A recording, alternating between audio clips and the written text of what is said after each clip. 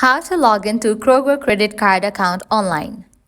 Let's get started. Launch your preferred browser. Over here, you're going to find the search box. Type in Kroger Credit Card login and search for it.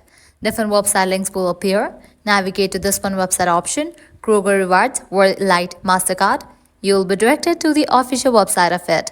Once you're in the website, at the top right corner, you're going to find three bars. Click on it. Then head towards the option of My Account. Click on the option of Login to Online Banking. With that, you will be directed to the login page. Once you're in the login page, now you have to provide your credentials. Go ahead and type in your username. Then type in the password.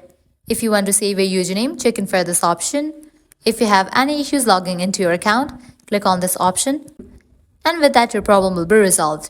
Once you fill this, click on the option of login. Just with that, you'll be logged into your account and you'll get access to Kroger Credit Card account. Well, this is how you can easily log into Kroger Credit Card account online. If you guys find this video helpful, don't forget to like, share and subscribe to our channel. Thanks for watching.